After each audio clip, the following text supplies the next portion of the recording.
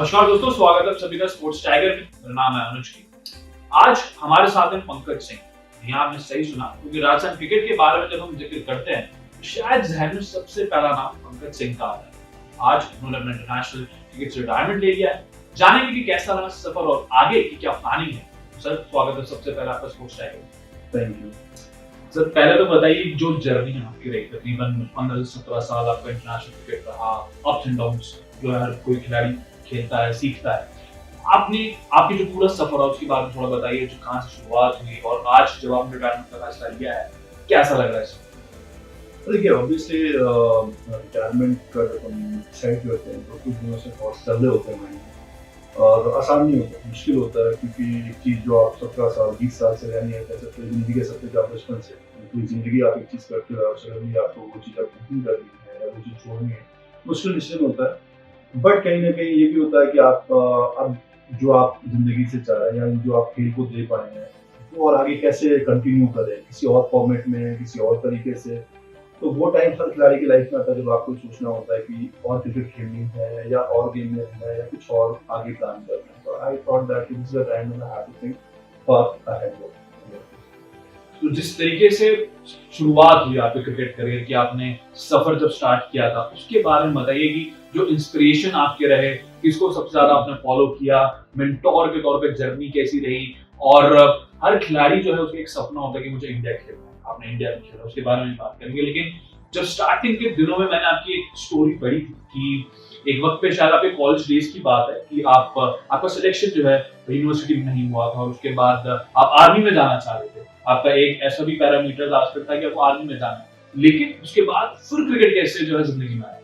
देखिए, कहते हैं ना कि डेस्टिनी बहुत कुछ डिसाइड करती है आपकी लाइफ में। मेरी लाइफ में तो कुछ काफी हद तक ऐसा रहा कि आपने बिल्कुल सही कहा कि मैं यूनिवर्सिटी के लिए सेलेक्ट नहीं हो रहा।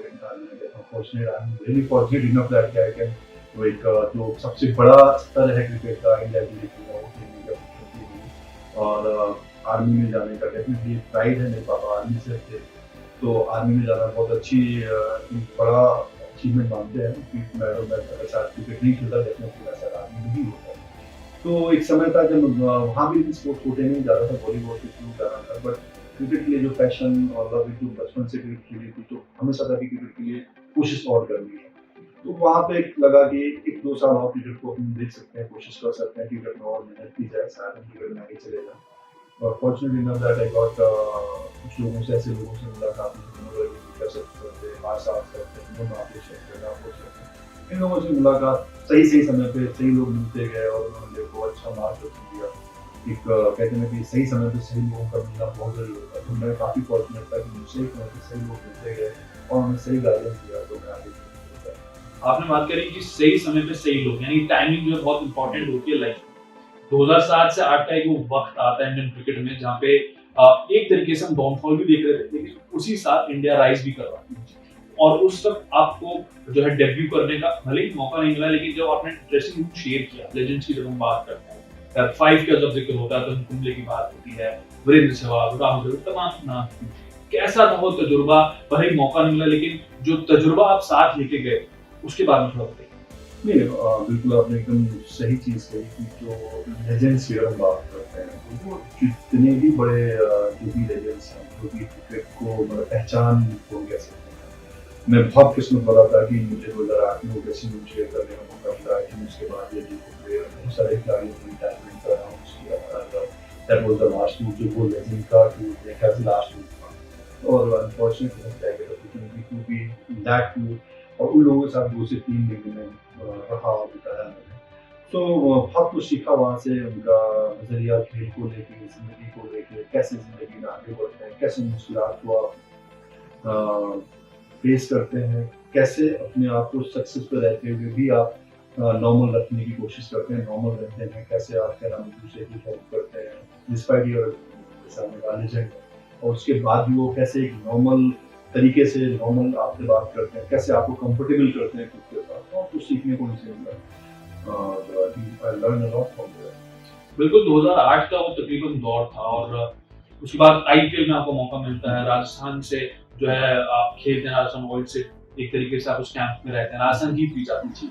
उसके बाद रॉयल चैलेंजर्स बैंगलोर में आपको मौका मिलता है और वनडे डेब्यू भी आपको उस दौरान आप ये कह सकते होते हैं। और फिर जो है काफिला आ जाता है इंग्लैंड, यानी 2014 साउथहैम्पटन में टेस्ट होता है, आप डेब्यू करते हैं। उस एक्सपीरियंस के बारे में बताइए, क्योंकि सौरव गांगुली ने आपको क्या दी, लेजेंड। अगर हम बात करते हैं कि भारतीय क्रिकेट को अगर जिसने एक तरीके से वापस से जान फूंक दी, वो सन 2000 का वो टाइम था, कैसा था वो पूरा एक्सपीरियंस, उसके बारे में? ऑब्वियसली एक मैं कह सकता हूँ कि वो चीज़ें अगर आप और शब्द में आप समझाओ तो बहुत मुश्किल। I think one of the best feeling I have कि आप टेस्ट कैप आपको मिल रही है, जिसके लिए और खास तौर से मुझे मैं बात करूँ कि आपने 2008 में आप टीम में पहली बार गए, अपॉर्चुनिटी मिली, memory share dressing room with the legends and then you get opportunity after 7 years।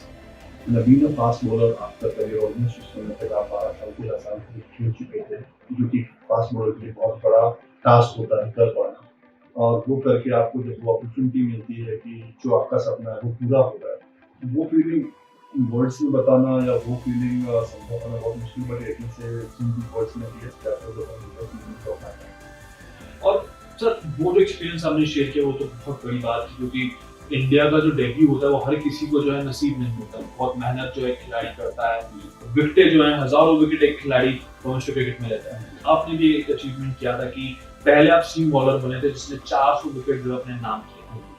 उस वक्त क्या लग रहा था कि कितना मैं और खेल सकता हूँ? क्या वो हंगर जो थी एक खिलाड़ी के तौर पे, क्योंकि फिटनेस जो एक बहुत बड़ा पैरामीटर आज वर्ल्ड क्रिकेट में आ गया है। मॉडर्न क्रिकेट में देखते हैं कि टी20 का जमाना है, हर कोई जो है टी20 खेलना चाहता है, वो जो है अपने आप को एस्टेब्लिश करना चाहता है। क्या लगा था कि उस वक्त में कितना खेल सकता हूँ? क्या भारत खेलने का जो सपना था, चलिए खेल तो चुके थे, लेकिन कमबैक का जो एक सबसे बड़ा पैरामीटर होता है, तब क्या लग रहा था जब 400 विकेट हासिल किए थे कि यार अब तो जो है जो पक्का कॉल आएगा? तो अब देखिए, जब मैं इंडियन टीम में गया 300 विकेट ली थी मैंने, तो उसके बाद इंडियन टीम में मेरे को 2014 में अपॉर्चुनिटी मिली थी। और उसके बाद जब मैं आया हूँ वापस में ट्रॉफी चैंपियन रहे, डेफिनेटली एक बार मुझे जरूर लगा था जब हम पिंक बॉल से ट्रॉफी हो रही थी और डे नाइट मैच स्टार्ट हुए थे। उस समय मैंने उसके पहले सीजन में कुछ चांस थे, क्योंकि 2014 में गया, 15-16 की बात कर रहा हूँ, तो उस समय मैंने वहाँ पे बहुत ही अच्छी बॉल डाली and I think one of the best bowlers के रूप में वहाँ देखा गया था। लग रहा था कि ऑस्ट्रेलिया टूर था, जब ऑस्ट्रेलिया टीम जा रही थी, अपॉर्चुनिटी मिली थी, बट ठीक है वो नहीं मिला। तो ऑब्वियसली उसके बाद फिर मुझे डे बाय डे लगने लगा कि now that is going to be task to complete comeback. और इसके अलावा एक तरीके से ये कह सकते हैं कि भले ही आपने रिटायरमेंट ले लिया, लेकिन अब आगे का जो सफर है उसके बारे में बताइए, क्योंकि जो लेवल 2 जो रहता है कोचिंग का वो आपने किया है, और अब किस तरीके से आगे सर्व करना चाहते हैं नेशन को, राजस्थान को अगर बात करें? देखिए, राजस्थान में डेफिनेटली मैं जो भी मैंने लर्न किया है, जो भी अचीव किया है, उसके पीछे अगर मैं बात करूँ तो मैं अगर क्रेडिट दूँ तो मैक्सिमम राजस्थान को ही जाता है। तो ऑब्वियसली राजस्थान में एकेडमी ऑलरेडी रन कर रहे हैं और आगे भी मेरा प्रयास यही होगा, कोशिश यही होगी किसी भी फॉर्मेट में, किसी भी फॉर्म में हम क्रिकेट को वापस से यंगस्टर्स हैं, जो प्लेयर्स हैं, जो टीममेट्स हैं, उनकी हेल्प कर पाए एनी मैनर। तो डेफिनेटली मुझे काफ़ी खुशी होगी। कोशिश यही रहेगी हमेशा कि मैं उनकी हेल्प कर पाऊँ।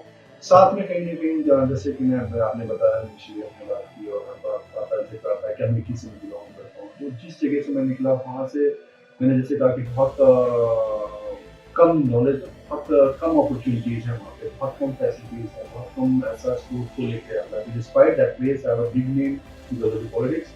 राहुल गांधी या स्मृति ईरानी जी वहाँ पे हैं।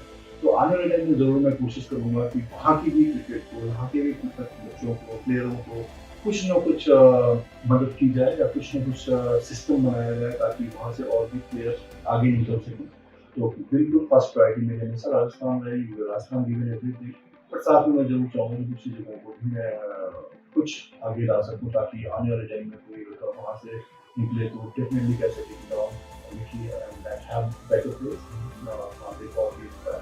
बिल्कुल हम जाएंगे कि जिस तरीके से आपने क्रिकेट खेला है और आगे भी उतने यंगस्टर्स जो हैं वो प्रोड्यूस करें, क्योंकि आपकी खुद की भी अकेडमी है। और उससे जब मैं वहाँ खिलाड़ियों से मिला तो मैंने महसूस किया कि जो जज्बा जुनून चाहिए होता है बिल्कुल उनमें है। अब मैं कुछ खिलाड़ियों के नाम लूंगा, आपको एक शब्द में जो है उनको डिफाइन करना है कि आप उनके बारे में क्या जो है सबसे बेस्ट बता सकते हैं। सबसे पहला नाम महेंद्र सिंह धोनी, जिसको कि हम बात जिनकी हम बात करें कि कहा जाए कि काफ़ी बार हुआ लकी, जैसे सीरीज पहली वर्ल्ड कप जीती, काफ़ी चीज़ें, बट जो मैंने एक्सपीरियंस किया, जो मैंने समझा, द पर्सन हु डेली वो मानते हैं कि इसमें से अगर कहीं ना कहीं आपकी मेहनत महत्वपूर्ण होती है, तो हार्ड वर्क अगर आप आते हैं तो मैक्सिमम होने से आप बहुत कुछ लर्न करते हैं। विराट कोहली के बारे में जानना चाहूंगा क्योंकि आपने ड्रेसिंग रूम जो है बिल्कुल मेरे साथ शेयर किया और जिस तरीके से आप वो कप्तानी कर रहे हैं आगे में विकेट को लेकर जा रहे हैं उनके बाद सभी कहते हैं, सभी जानते भी हैं वेरी एग्रेसिव, बट साथ में अगर आप देखें कि उनका डिटरमिनेशन लेवल, अगर आप देखना चाहें, that was on next level. आप चाहे उनकी फिटनेस के बारे में बात करें, आज विराट कोहली को आज की आप 10 साल पहले देखें तो इधर का चालू हुआ, अच्छे खाना पीना मस्त पसंद है, और वो आज प्लेयर जो कि एक आइडियल बना हुआ है फिटनेस को लेकर, तो डेफिनेटली हैव बहुत बड़ी डिटरमिनेशन उनके अंदर, बहुत स्ट्रॉन्ग डिटरमिनेशन है, we can learn from that. आप थोड़ा राजस्थानी फ्लेवर पे आ जाते हैं Nishant Yadav full of energy, joyful, और देखने में जितना लगता है कि मस्त मस्त है, फ्री माइंड है, but is very much towards his goal, and he know that what he want from life, and is really hard working to get to it. जाते जाते पंकज भैया एक और मैं सवाल पूछना चाहूंगा आपसे कि जब बात करी जाती है यंगस्टर्स की एक यंग कंटिजेंट इस वक्त श्रीलंका में और काफी यंगस्टर जो हम देखते हैं इंडिया से भी वहाँ पे राजस्थान से भी इनफैक्ट आप देखेंगे तो बहुत सारे हैं। रवि बिश्नोई एक ऐसा नाम है बीते कुछ 2 साल में आप देखेंगे जिसने राइज किया। इससे पहले हमने देखा कि दीपक चाहर का काफी नाम हुआ, महेंद्र सिंह धोनी के गाइडेंस में वो आगे जा रहे हैं। आपको क्या लगता है कि राजस्थान क्रिकेट जिस वक्त इस समय खड़ा है आगे किस तरीके से और अपॉर्चुनिटीज यंगस्टर्स के लिए देखते हैं, और आपको क्या लगता है कि और ऐसे कौन से यंगस्टर्स हैं अपकमिंग जो कि फिलहाल राजस्थान क्रिकेट में अच्छा कर रहे हैं और जरूर आप चाहेंगे कि उनको आईपीएल में डोमेस्टिक क्रिकेट में आगे मौका मिले ताकि इंडिया के लिए जो आगे जाके वो रिप्रेजेंट कर सके? देखिए, बिश्नोई की बात करें, definitely he is doing very great, और काफी यूनिक बॉलर है, काफी डिफरेंट है। अगर आप देखें तो उनका जो बेसिक जो एडवांटेज के या जो बेसिक उनकी पहचान है, वो यूनिकनेस है, वो डिफरेंट है बेसिकली, और जो बॉल स्लाइड होते हैं वो है, और वो जिस तरह से राइज कर रहे हैं, और अगर मैं समझता हूँ कि लर्न करते रहेंगे क्रिकेट को और मेहनत करते रहेंगे, definitely is going to be player. जैसे हम कहते हैं कि अभी तक दीपक ने बहुत अच्छा किया है, राहुल चार गए हैं, बहुत सारे प्लेयर्स इन आउट रहे हैं, खलील रहे हैं, मैं रहा हूँ, गगन खुड़ा रहे हैं। शायद कहीं ना कहीं जो अगली एक्सपेक्टेशन है राजस्थान के लोगों की, राजस्थान के जो लोग हैं या क्रिकेट लवर्स हैं, कि राजस्थान से कुछ खिलाड़ी ऐसे जाएं जो वहाँ पे स्थापित ही करें, जो वहाँ पे अपना परमानेंट प्लेस बना सके, जिनको हम एक कह सकते हैं कि आइडियल के रूप में देख सके, जो कि इंडियन क्रिकेट में भी आइडियल होना चाहिए। तो डेफिनेटली इनमें से कोई हो सकता है। रही बात यंगस्टर की, आप जो बात करते हैं यंगस्टर कौन सा होगा, वेरी यंग, अभी वो उनको हार्ड वर्क करना चाहिए, वापस कम बैक की तैयारी करनी चाहिए। Rahul Chahar is there, even लोंगो is a good prospect, there Nagarkoti जिनको काफी समय से इंजरीज से स्ट्रगल कर रहे हैं, still he is fighting and getting fitter and fitter. मैं एक्सपेक्ट करता हूँ जाना टाइम अच्छा तैयार होकर, अच्छी तरह से तैयार हों और अच्छा फिट हों और इंडियन टीम ले जाएं। और जैसे अभी पीछे की बात की, कुछ लोगों से बात हुई थी टाइम्स, तो मैं चाहूँगा डेफिनेटली आने वाले टाइम में वापस उठें और फाइट बैक करें, और वापस से अपनी कोई भी पहचान हो गया वो वापस वो लौटें और राजस्थान की क्रिकेट में अपनी जगह बनाए। अभी एक तरीके से ये कह लीजिए आपकी अब थोड़ा ब्रेक आप लेना चाहेंगे, फैमिली के साथ टाइम स्पेंड करना चाहेंगे, ये इस बारे में बताइए क्योंकि तकरीबन 15-17 साल आपने क्रिकेट को दिया, क्रिकेट को जिया है और जो एक टाइम एक रहा है सबसे ज्यादा क्रिकेट वी पे बीता, तो वो उसके बारे में बताइए परिवार के साथ कितना टाइम स्पेंड जो है करना है। कोरोना काल जो है इस वक्त सबसे ज्यादा है, बायोबल का टाइम बहुत ज्यादा चल रहा है, अब क्रिकेट को किस तरीके से देख रहे हैं, साथ ही साथ फैमिली को लेकर कुछ?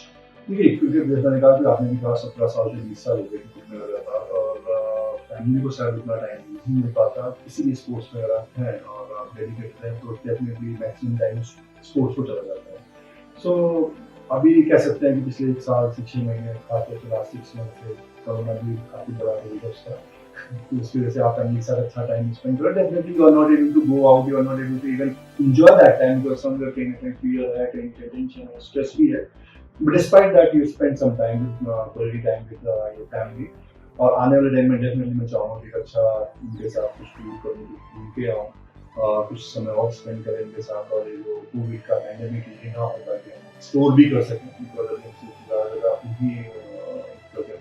बाउंड्री में आप सीमित जगह पे आप एक तरीके की लाइफ में आप बाहर जाते हो तो आप बच्चे भी ज़्यादा ट्रीट नहीं करते हैं, लेकिन एक्सप्रेस वे अपनी, तो डेफिनेटली अगर थोड़ा सा चीज़ें बेटर होता है, मोटिव हो जाता है, कहीं न कहीं दूर गया पावर है। बिल्कुल हम चाहेंगे कि जितना समय आपने क्रिकेट को दिया, बिल्कुल फैमिली वो टाइम डिजर्व करती है। जाते-जाते मैं बस इतना सा व्यूअर्स के लिए कहना चाहूँगा कि इंटरव्यू के स्टार्टिंग में भी मैंने एक चीज बोली थी कि राजस्थान क्रिकेट की जब हम बात करते हैं तो शायद हमारी जुबान पे पंकज सिंह का नाम आता है। अब कहीं ना कहीं पंकज सिंह की जिम्मेदारी है कि आगे चल के और पंकज सिंह जो हमको राजस्थान के साथ साथ इंडिया के लिए भी चाहिए, और सर ये बहुत बड़ी जिम्मेदारी आपके लिए क्योंकि कोचिंग के तौर पर करियर शुरू कर रहे हैं। तो स्पोर्ट्स टाइगर के साथ साथ तमाम जो क्रिकेट फैंस उनके लिए जो है हम आपको शुभकामनाएं देते हैं कि आगे का जो आपका करियर रहे वो बहुत ही ज्यादा सराहनीय रहे और आगे चल के कोचिंग के तौर पे भी और पंकज सिंह जो है हमें जरूर देखने को मिले। बिल्कुल, मेरी पूरी कोशिश होगी जो मैंने एक्सपीरियंस गेन किया है और जैसे मुझे मेंटोर मिले लाइफ में, मैं भी कोशिश करूँगा किसी न किसी की लाइफ बेटर कर सकूँ और कुछ प्लेयरों को जो मैंने सीखा वो सिखा सकूँ और राजस्थान की क्रिकेट को आगे ले जा सकें किसी भी फॉर्म में। बहुत बहुत शुक्रिया sir. Thank you so much, thank you. तो ये थे पंकज सिंह जिनके बारे में आपको बताया कि इंटरनेशनल क्रिकेट से उन्होंने रिटायरमेंट ली है, लेकिन आज कहीं ना कहीं जिस तरीके से उन्होंने बातें बताई हैं तो जरूर उम्मीद करेंगे कि आगे चल के जैसे पंकज सिंह की जर्नी रही है ऐसी जर्नी जो है और भी पंकज सिंह को राजस्थान से देखने को मिले और एक दिन भारत को जरूर रिप्रेजेंट करेंगे। स्पोर्ट्स टाइगर से जो है आप जुड़े रहिए, लगातार आपको ऐसे तमाम इंटरव्यूज मिलते रहेंगे। बहुत बहुत शुक्रिया।